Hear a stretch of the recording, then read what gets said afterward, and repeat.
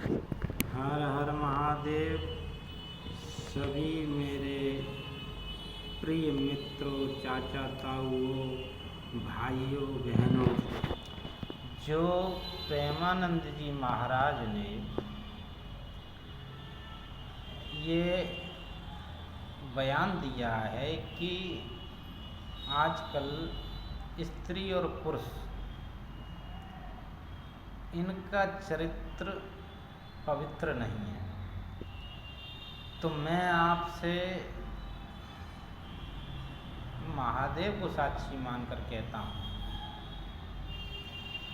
मेरे खुद जानकारी में ऐसे बहुत से लोग हैं जिन्होंने रिश्तों की धज्जियाँ उड़ा रखी हैं।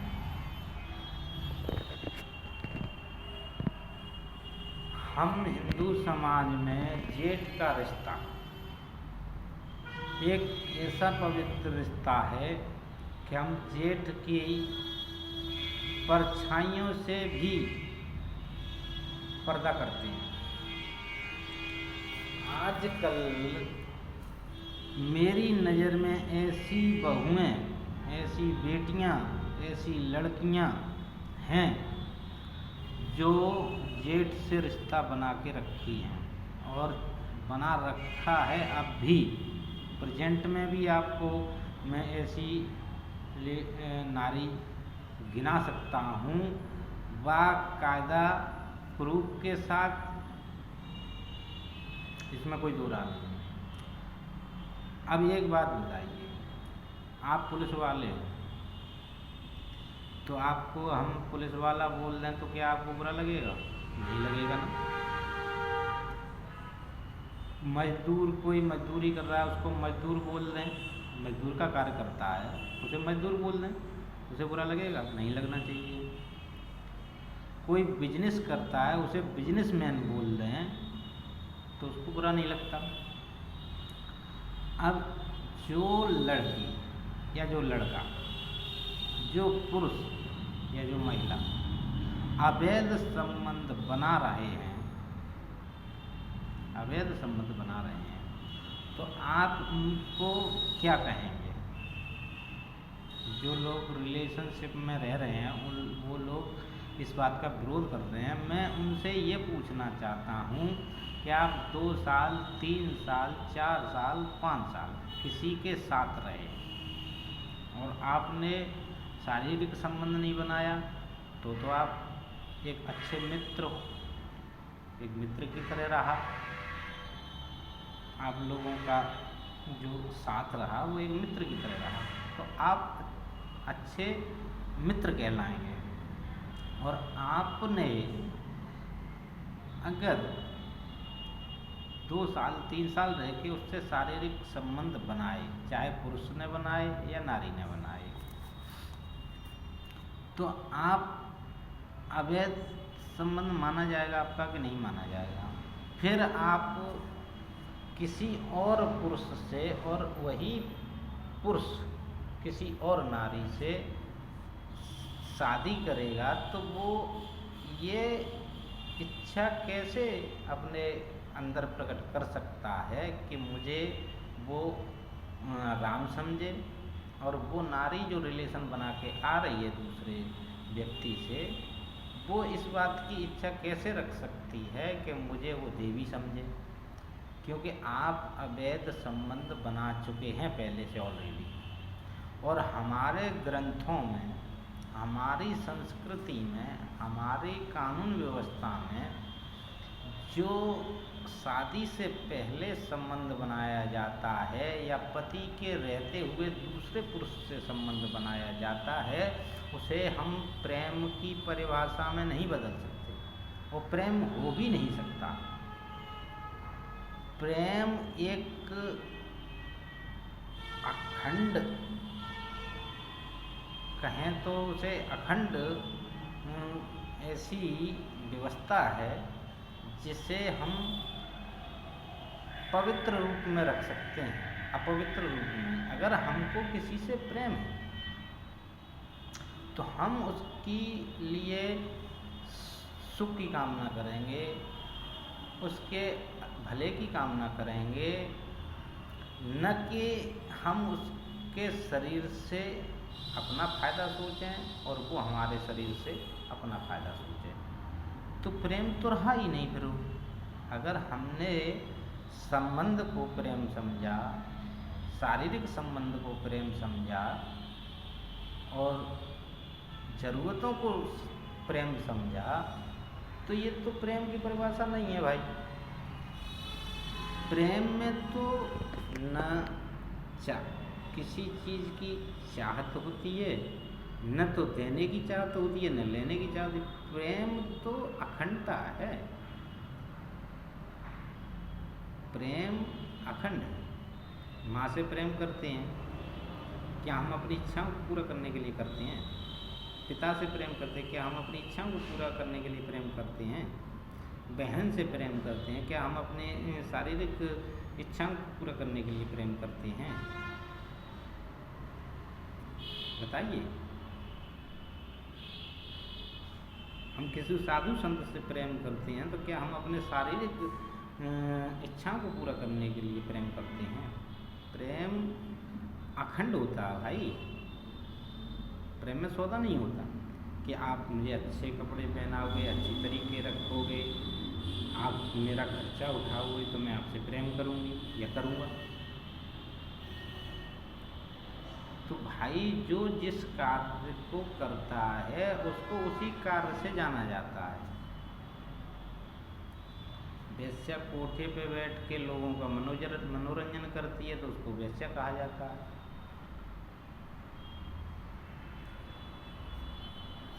सौदागर सौदा करता है तो उसे सौदागर कहा जाता है। तो आप सौदागर हो सकते हैं, प्रेमी नहीं हो सकते। अब मान लीजिए पति है, ससुर से संबंध बना रही हैं, क्या प्रेम कर रही हैं आप? या ससुर साहब आपसे प्रेम कर रहे हैं? प्रेम नहीं कर रहे हैं। वो अपनी ज़रूरत पूरी कर रहे हैं, आप अपनी ज़रूरत पूरी कर रहे हैं। जेठ से संबंध बना रही हैं आप शादी के बाद, तो क्या आप जेठ से प्रेम कर रही हैं या जेठ आपसे प्रेम कर रहा है? नहीं कर रही भाई। तो आप अवैध हो, गलत हो। तो जो गलत है भाई, मैं व्यभिचारी हूँ, मैं शराब पीता हूँ, अब मुझसे कोई शराबी कह दे तो फिर मुझे बुरा क्यों लगना?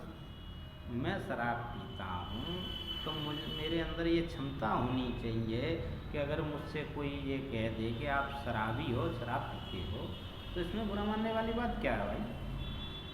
नहीं मानना चाहिए। इसलिए मेरा हाथ जोड़कर निवेदन है कि जो लोग प्रेमानंद महाराज जी का विरोध कर रहे हैं ना, वो एक बार एकांत में बैठ के सोचें कि हमने किसी से संबंध बनाए, अब हम दूसरे पुरुष के पास जाएंगे या दूसरी नारी के पास जाएंगे तो वो हमें सम्मान देगी या वो पुरुष हमें सम्मान देगा। ऐसा आपका सोचना गलत है, नहीं मिलेगा। आप जिसको सम्मान देंगे, आप जिसका सम्मान करेंगे, आपको सम्मान वही दे सकता है। हर हर महादेव। कृपया अपने आप को संभालें, किसी का विरोध करके अपना नुकसान न करें। क्यों?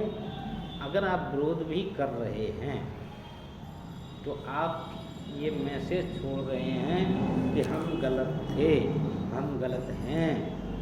आप अपनी जगहसाई स्वयं कर रहे हैं। इसलिए मैं हाथ जोड़ के विनती करता हूँ, आप विरोध न करिए, आप अपने आप को संभालिए, सुधारिए और अपने आप की कीमत समझिए। आप अपने आप को कचरा मत समझिए। आप अपने आप को कोठे वाला मत समझिए, कोठे वाली मत समझिए। ये निवेदन है मेरा आपसे। मैं किसी का कटाक्ष नहीं कर रहा हूँ, मैं विनती कर रहा हूँ आपसे। भाई मैंने शराब एक दिन पी या शराब रोज पी, लेकिन जिस व्यक्ति की नज़र में मैंने पी उस व्यक्ति की नज़र में मैं शराबी हूँ। और अगर मेरे को सुधरना है तो उस व्यक्ति के सामने जब तक मैं धर्म कार्य नहीं करूँगा, अच्छे कार्य नहीं करूँगा, जब तक वो व्यक्ति मुझको केवल और केवल शराबी की ही नज़र से देखेगा। इसलिए मैं बार बार निवेदन करता हूँ, अपने आप को संभालिए। देखिए, कुछ लोग इस बात को कहते हैं कि मॉडल ज़माना है। अरे भैया, मॉडल ज़माना है मान लीजिए, पढ़े लिखे लोग ये कहते हैं, पढ़े लिखे जो पहले से अनपढ़ थे वो लोग क्या जाने। भैया, रावण बहुत पढ़ा लिखा था, रावण से बड़ा विद्वान नहीं था। आपको मालूम होना चाहिए, रावण की बहन शूर्पणखा ने अपने भाई के विपरीत एक ऋषि से प्रेम किया था। और रावण चाहता था कि मैं राक्षस हूँ, राक्षस कुल में हूँ, हालांकि मैं ब्राह्मण कुल में जन्म दिया लेकिन कर्म से राक्षस हो गया। तो उसने कहा जहाँ मैं आपका संबंध करूँ वहाँ आप करिए, आप ऋषि से शादी नहीं कर सकते। शूर्पणखा ने नहीं माना। रावण ने उसके जिसको वो पति बनाना चाहती थी उसका वध कर दिया। रावण ने पढ़ा लिखा था क्या अनपढ़ था? विद्वान था, वेदों का भी ज्ञान था। न तो उससे ज़्यादा पैसे वाले आप, न उससे बड़ा साम्राज्य आपके पास, न उससे ज़्यादा ताकतवर आप, न उससे ज़्यादा पढ़े लिखे आप, न उससे ज़्यादा विद्वान आप। फिर भी शूर्पणखा एक शादीशुदा पुरुष के पास गई जिनका नाम था राम और लक्ष्मण, और उसने अपनी तरफ से ये प्रसंग रखा कि मैं आपसे शादी करना चाहती हूँ। क्या हुआ? परिणाम क्या हुआ? नाक कटी ना, नाक कटी ना, पूरे वंश का विनाश हुआ ना। माना उसने बहुत दिन तक युद्ध करा राम से, बहुत दिन तक लड़ाई लड़ी, आखिर क्या हुआ? जीत किसकी थी? सीता का हरण किया था, जीत किसकी हुई? अरे भैया, ऐश और आराम और सुख सुविधा के लिए सीता जी भी थी, समझौता कर सकती थी रावण से। क्या उनको ऐश और आराम नहीं चाहिए था? क्या उनको बढ़िया कूलर पंखा की हवा नहीं चाहिए थी? क्या उनको रानी बनना बुरा लग रहा था क्या? लेकिन धर्म, धर्म अगर नहीं छोड़ोगे तो सब सुख मिल सकते हैं, और धर्म छोड़ दो तो सारे सुख मिलने के बाद भी आप सुखी नहीं रह सकते। हर हर महादेव। समझना, एकांत में बैठ के सोचना। जो पढ़े लिखे व्यक्ति ये कहते हैं मॉडल जमाना, सीता पहन सकती थी जो कपड़े आज तुम पहन रही हो। पार्वती जी पहन सकती थी जो कपड़े आप पहन रही हो, उन्हें रोकने वाला कोई नहीं था। किसकी सामर्थ्य थी उन्हें रोक लेता?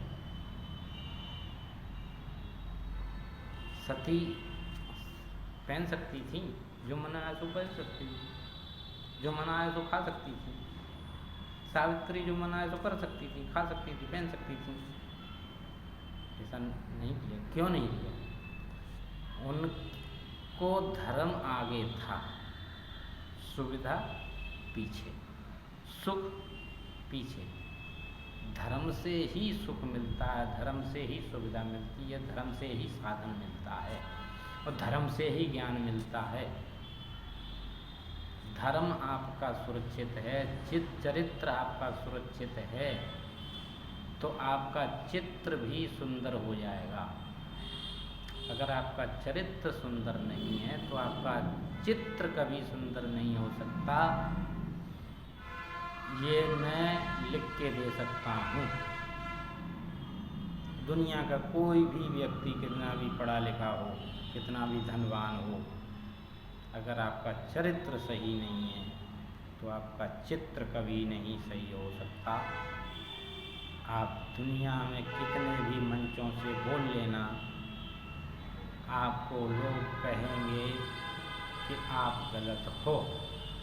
अगर गलत हो तो आप गलत हो, और अगर आप सही हो तो सही का समर्थन किया करो, ताकि आपको सामने वाला व्यक्ति गलत न समझे। अब आप सही हो और गलत का समर्थन कर रहे हो तो बेशक सही हो, बेशक आप सही हो, बेशक आप चरित्रवान हो। अगर तुम चरित्रहीन का समर्थन कर रहे हो तो आपका भी चरित्र गड्ढे में गया। आपको सम्मान जब भी मिलेगा आप सही का समर्थन करोगे, बेशक सही हो आप, लेकिन गलत के समर्थन में खड़े। कर्ण योद्धा थे,